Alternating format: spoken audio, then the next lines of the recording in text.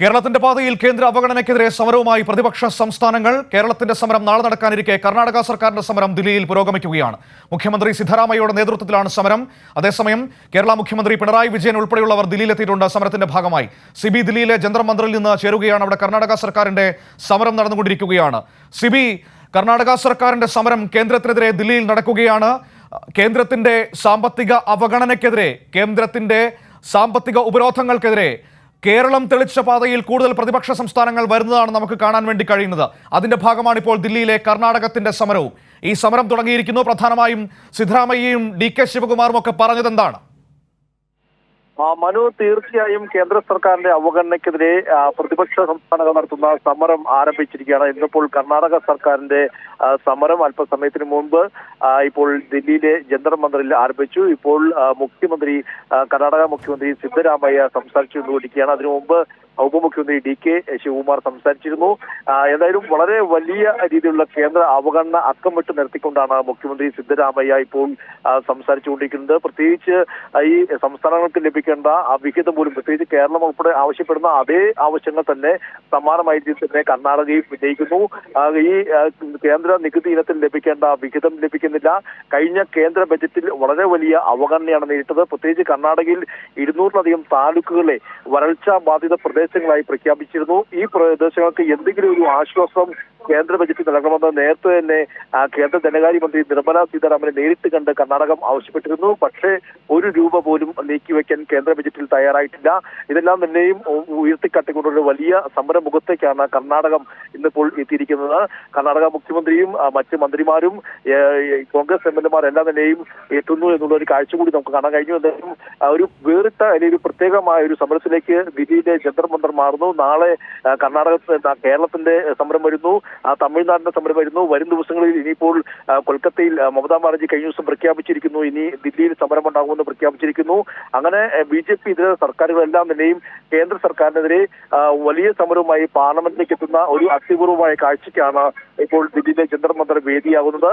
അതോടൊപ്പം എടുത്തു പറയേണ്ട മറ്റൊരു വസ്തുത, ഈ കേരളം നടത്തുന്ന സമരത്തിൽ നിന്നും കോൺഗ്രസ് മാറി നിൽക്കുന്ന ഒരു സ്ഥിതിവിശേഷമുണ്ട്. ഈ കാര്യം കേരളം ഭരിക്കുന്ന കർണാടക സർക്കാരിനോട് അല്ലെങ്കിൽ ഉപമുഖ്യമന്ത്രിയായ DK ശിവനോട് ചോദിച്ചപ്പോൾ അദ്ദേഹം ശിവകുമാർ പറഞ്ഞത് ഈ സാമ്പത്തികമായ അസമത്വം, അങ്ങനെ ഏത് അസമത്വമായാലും അതിനെതിരെ പ്രതികരിക്കുമ്പോൾ സ്വാഭാവികമായും അവിടുത്തെ കോൺഗ്രസും കൂടെ നിൽക്കേണ്ടതായിരുന്നു എന്ന് അദ്ദേഹം വ്യക്തമാക്കുന്നു. അങ്ങനെ കേരളത്തിലെ സിബി, അതായത് അത് ഏതെങ്കിലും രാഷ്ട്രീയ പാർട്ടിയുടെ വിഷയമല്ല, അതിനപ്പുറം അത് ജനങ്ങളെ ബാധിക്കുന്ന, സംസ്ഥാനങ്ങളെ ബാധിക്കുന്ന വിഷയമാണ്.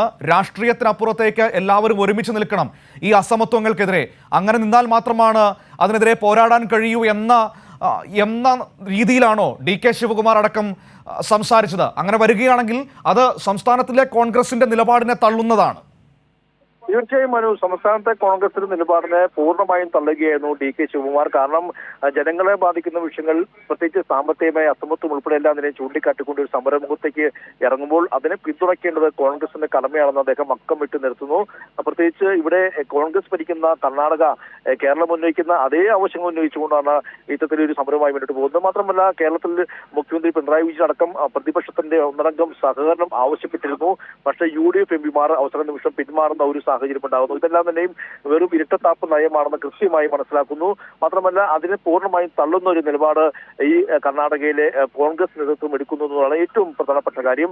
എന്തായാലും കർണാടക ഇപ്പോൾ ഒരു സമരമുഖത്തേക്ക് ഇറങ്ങിയിരിക്കുന്നു. പ്രത്യേകിച്ച് കേന്ദ്ര ബജറ്റിൽ അവഗണന മാത്രമല്ല, ഈ കഴിഞ്ഞ 5 വർഷക്കാലത്തെ കേന്ദ്ര വിഹിതം ഏകദേശം 1.78 ലക്ഷം കോടി രൂപ കേന്ദ്ര സർക്കാരിന് ലഭിക്കാനുണ്ട് എന്നുള്ളതാണ് ഇപ്പോൾ മുഖ്യമന്ത്രി സിദ്ധരാമയ്യ പറഞ്ഞിരിക്കുന്നത്. അങ്ങനെ നിരവധി ആവശ്യങ്ങൾ കേരളം ഉന്നയിക്കുന്ന അതേ സമരമുഖത്തുള്ള ആവശ്യങ്ങൾ, ജസ്റ്റിസ് ഫോർ അത് തന്നെയാണ് സിബി ഇതിന്റെ ഏറ്റവും പ്രധാനപ്പെട്ട വിഷയവും. കേരളം ഉന്നയിക്കുന്ന അതേ ആവശ്യങ്ങൾ തന്നെയാണ് ഇപ്പോൾ കർണാടകം ഉന്നയിക്കുന്നത്, തമിഴ്നാട് പറയുന്നത്, ബംഗാൾ പറയുന്നത്. പക്ഷേ അത് കേരളം ഉന്നയിക്കുമ്പോൾ മാത്രം വെറും രാഷ്ട്രീയമാകുന്ന കോൺഗ്രസിന്റെ നിലപാട്. ഇപ്പോൾ കർണാടകം പറയുന്നത് എന്താണ്? എൻ്റെ ടാക്സ് എൻ്റെ അവകാശം, എൻ്റെ നികുതി എൻ്റെ അവകാശം. ഒപ്പം ഇപ്പോൾ സിബി പറഞ്ഞ കണക്ക് 1,70,70,000 കോടി രൂപ പല ഘട്ടങ്ങളിലായി വെട്ടിക്കുറച്ചിരിക്കുന്നു. ഇവിടെ സംസ്ഥാനത്തിന്റെ 57,400 കോടി രൂപ വെട്ടിക്കുറച്ചിരിക്കുന്നു. ഇവിടെ കേരളം അത് പറയുമ്പോൾ അത് സംസ്ഥാനത്തിന്റെ പിടിപ്പുകേടാണെന്ന് ആക്ഷേപിക്കുന്ന കോൺഗ്രസ്, മറുവശത്ത് കർണാടകത്തിൽ അതേ നിലപാടുമായി സമരത്തിന് പോകുന്നു എന്ന വലിയൊരു വിരോധാഭാസം. കേരളത്തിന്റെ കോൺഗ്രസിന്റെ നിലപാടില്ലായ്മയും കാഴ്ചപ്പാടില്ലായ്മയും പൊളിഞ്ഞു വീഴുകയാണ് ഇവിടെ. തീർച്ചയായും അത് നമുക്കറിയാം. കേരളത്തിലെത്തുമ്പോൾ കോൺഗ്രസുകാർക്ക് BJP-യുടെ അതേ ആശയങ്ങളും അല്ലെങ്കിൽ അതേ പ്രസ്താവനയും BJP നേതാക്കൾ എന്താണോ പറയുന്നത് അതേപോലെ തന്നെ കോൺഗ്രസും ഏറ്റു പറയുന്ന ഒരു സ്ഥിതിവിശേഷം കേരളത്തിൽ മാത്രം ഉണ്ടാകുന്നു എന്ന കാര്യത്തിൽ യാതൊരു സംശയവുമില്ല. കാരണം നമുക്കറിയാം കേരളത്തിലേക്ക് എത്തുമ്പോൾ കോൺഗ്രസ് ഒരു BJP-യുടെ മറ്റൊരു മുഖമായി മാറുന്നു. ഏത് വിഷയമാണെങ്കിലും അത് BJP ഉയർത്തുന്ന അതേ ചോദ്യങ്ങൾ അല്ലെങ്കിൽ അതേ രീതിയിലുള്ള പരാമർശങ്ങളും ആരോപണവും കോൺഗ്രസും ഉന്നയിക്കുന്ന ഒരു സ്ഥിതിവിശേഷം ഉണ്ടാകുന്നു.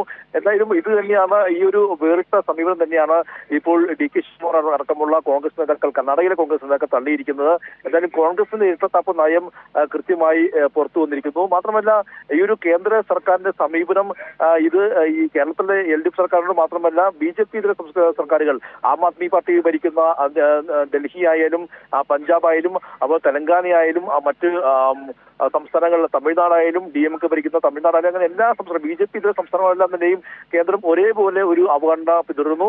അതേ സാഹചര്യമാണ് കോൺഗ്രസ് ഭരിക്കുന്ന കർണാടക സർക്കാരും ഇതേ രീതിയിൽ സമാനമായ രീതിയിൽ കേരളത്തിന് പിന്നാലെ ഈ സമരം പ്രഖ്യാപിക്കേണ്ട ഒരു സാഹചര്യം എത്തുന്നത്. സ്വാഭാവികമായും ആ സമരത്തിന് പിന്തുണ നൽകേണ്ടത് കേരളത്തിലെ കോൺഗ്രസിന്റെ കടമ കൂടിയാണ്. കാരണം ഈ ഒരു സമരം എന്ന് പറയുന്നത് വെറും LDF-ന്റെ ഒരു ഇടതുപക്ഷത്തിന്റെ സമരമല്ല. ഇത് 3.5 കോടി ജനങ്ങൾക്ക് വേണ്ടിയുള്ള വലിയ ശബ്ദമാണ് ദില്ലിയിൽ ഉയർത്താൻ പോകുന്നത്. പ്രത്യേകിച്ച് നമുക്കറിയാം ആ സമയത്ത് കേരളം മുഴുവൻ പഞ്ചായത്ത് തോറും മുനിസിപ്പാലിറ്റി തോറും കോർപ്പറേഷൻ തോറും വളരെ വലിയ പ്രതിഷേധ സദസ്സുകൾ സംഘടിപ്പിക്കും. ഇത് കേരളത്തിന്റെ ഒരു വലിയ ഒരു പ്രതിഷേധം എന്നത് തന്നെ ഇതിനെ വിശേഷിപ്പിക്കേണ്ടി വരും. അങ്ങനെ ആ 3.5 കോടി ആളുകളുടെ ശബ്ദമുയർത്തുമ്പോൾ അവിടെ നിന്നും BJP-ക്കെതിരെ ശബ്ദമുയർത്താൻ കോൺഗ്രസ് ഭയക്കുന്നു. അല്ലെങ്കിൽ കോൺഗ്രസ് BJP-യെ പോലെ കേരളത്തിൽ BJP-ക്കൊപ്പം കൈകോർക്കുന്ന രീതിയിൽ BJP-യുടെ പറയുന്ന അതേ പ്രസ്താവനയുമായി ബന്ധപ്പെട്ടുകൊണ്ട് ഈ ഒരു സമരത്തിൽ നിന്നും മാറി നിൽക്കുന്നു, ജനങ്ങളുടെ ആവശ്യത്തിൽ നിന്നും മാറി നിൽക്കുന്നു എന്ന് വേണം നമുക്കതിനെ വിലയിരുത്താൻ. എന്തായാലും അതിനെയാണ് പൂർണ്ണമായി ഇപ്പോൾ കർണാടകയിലെ കോൺഗ്രസ് തള്ളിയിരിക്കുന്നത്. എന്തായാലും ഈ ഒരു വളരെ വലിയൊരു സമരത്തിന് ദില്ലിയിലെ ജന്തർ മന്ദർ സാക്ഷിയാവാൻ പോവുകയാണ്. ഇന്നിപ്പോൾ മുഖ്യമന്ത്രിയും മന്ത്രിമാരെല്ലാം തന്നെ കേരള ഹൗസിൽ എത്തിയിട്ടുണ്ട്. നാളെ കേരളത്തിന്റെ വലിയൊരു സമരത്തിലേക്ക് പോകുന്നു. ആ കേരളത്തിലെ സമരത്തിന്റെ ഏറ്റവും വലിയ പ്രത്യേകത എന്ന് പറയുന്നത് അതൊരു ദേശീയ തലത്തിലുള്ള പ്രതിഷേധമായി മാറുന്നതാണ്. പ്രത്യേകിച്ച് ദില്ലി മുഖ്യമന്ത്രി അരവിന്ദ് കെജ്രിവാൾ എത്തുന്നു, പഞ്ചാബ് മുഖ്യമന്ത്രിയായ ഭഗവന്ത് മന്നൻ എത്തുന്നു, ഒരുപക്ഷെ SP നേതാവായ അഖിലേഷ് യാദവ് എത്തിയേക്കും. അതുകൂടാതെ കപിൽ സിബൽ അടക്കമുള്ള നേതാക്കളുണ്ട്.